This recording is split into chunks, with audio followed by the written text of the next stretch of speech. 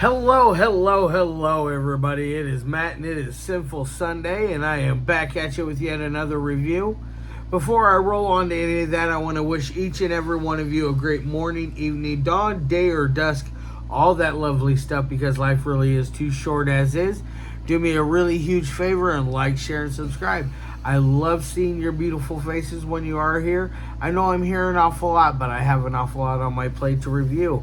And one last little tidbit of information. Check out the description box. I give you a bigger bite of every single movie of every single day. Today I give you a brief synopsis, your starring cast, your director, runtime of the cut I am watching, along with a link for a trailer, a link for where you can watch this bad boy for free, and if you decide, you can help support Matt's Movie Mania and toss me a couple of bucks. Now, with all that said in mind and all that out of the way, let's roll on to the film of the day. And today's is a masterpiece, in my opinion. It is one of the greatest of its generation. It is none other than the 1951 classic known as The Thing from Another World. Yes, this is the original. The Thing was eventually remade in the 80s by John Carpenter, starring Kurt Russell, which is also a masterpiece in its own. And then eventually they did a prequel back in, I believe, 2009 or 2010, maybe 2011. I can't remember exactly when, but I didn't like that one so much. It was a little too much cartoon CGI for me. But this one and the remake are where it's at. Now this came out back in 1951. It runs at about an hour and 27 minutes. That's with credits. Granted, credits aren't very long. You get your standard issued credits at the beginning of the film, and then you get a smaller run of credits at the very end of it. So it's very good. Now, as far as availability on this one, it's still extremely in print. The spot where you get to watch it for free is over on Tobey, so you can't go wrong there. Granted, yes, you have some commercials, but either way, it's well worth the watch. This is one of my favorite classic horror films of all time. I think this is just everything about it is just great. What exactly is it about? Well, it's about this group of military men and reporters and scientists who are on a military base in the Arctic Circle. While they're there, they're flying along, and they see that there has been a spaceship of what they thought was an airplane at first that had crashed and had been buried in the snow and ice. They get to it, and they all do like a ring around it and get kind of a size, circumference, and all that kind of thing going on. They find out that it's not an airplane, it's actually a UFO. They decide that the best thing to do to get to the remnants of the crashed UFO would be to use thermite demolitions, like bombs on the surface to help melt the ice, because it is more of a heat bomb than it is a explosion. Either way, it ends up going horribly awry. It destroys the UFO. They eventually find the Thing, which is played by none other than James Arness. He is frozen in a block of ice. They bring the block of ice back to the home base. Somebody decides one night when they're doing research in the same room, because what they do is they don't want it to thaw. They end up breaking the windows, so they keep it subarctic temperatures in there so it doesn't thaw. This person's creeped out by it and eventually throws a blanket over top of the ice. Little did he know that this blanket is actually a heated blanket, and it was plugged in and turned on, which causes the ice to melt, and our creature then escapes his slumber.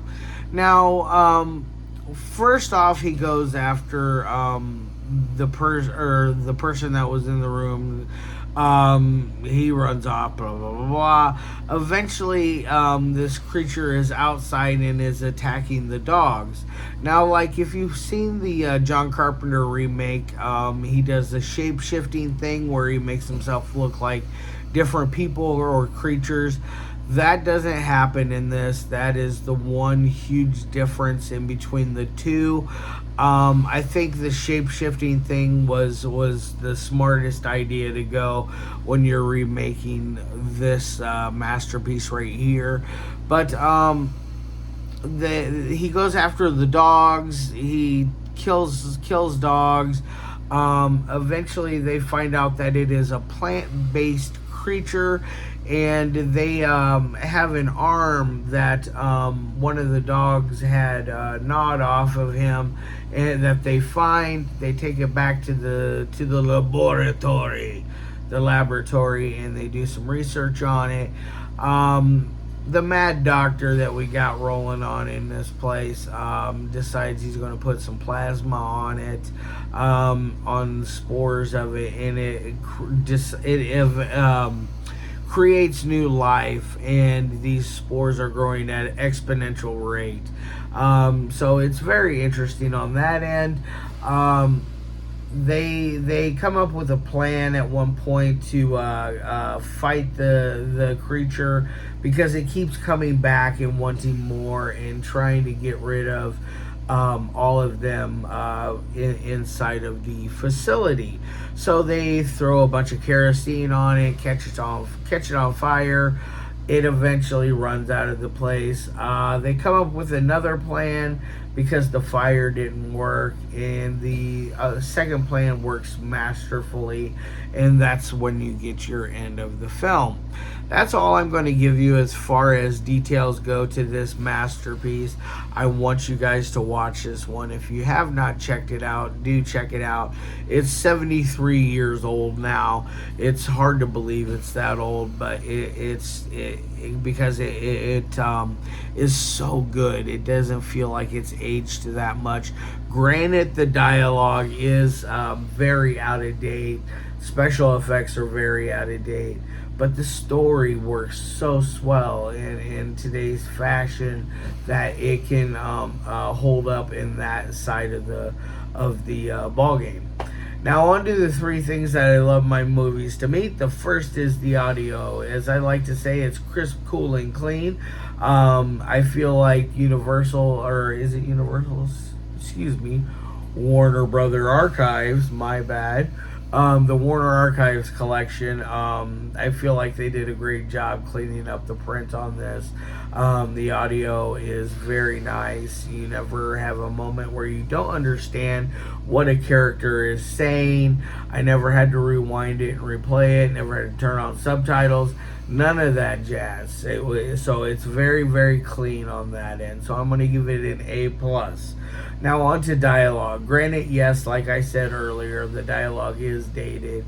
People don't talk like that nowadays. At least young people do not. But it still works very well for this film. I'm going to give it a B on that side. As far as editing, the editing is very, very good on this. It has a great momentum. It never loses its pacing. I feel like at an hour and 27 minutes, that's a perfect runtime for this. It's just under that 90-minute marker where I like my movies to meet. And it really flows well. So I'm going to give it an A+ on the editing. And now on to my final score of 1 through 5. Is this going to get a 5 out of 5? Absolutely yes. This is a 5.5 out of 5 in my opinion. This is what a classic horror film should be. If you have not checked this out, definitely do yourself a really huge favor, especially if you're a fan of older film. This will 100% satisfy your needs because it is done so well, and it is just such a cool, good concept that you just cannot go wrong. All right, guys, mwah, love it. I'm going to put it down. I'm going to get the hell out of here. I hope all of you guys have a fantastic rest of your day. Have a happy Easter. I'll see you on Tuesday with yet another review. Tuesday, I will be returning back to my normal schedule and be doing reviews from other directors and not have a themed week. I think I'm pretty much set almost for next month if everybody comes through. Otherwise, I'll still be hunting up reviews. Anyways, love your faces, and as always, peace.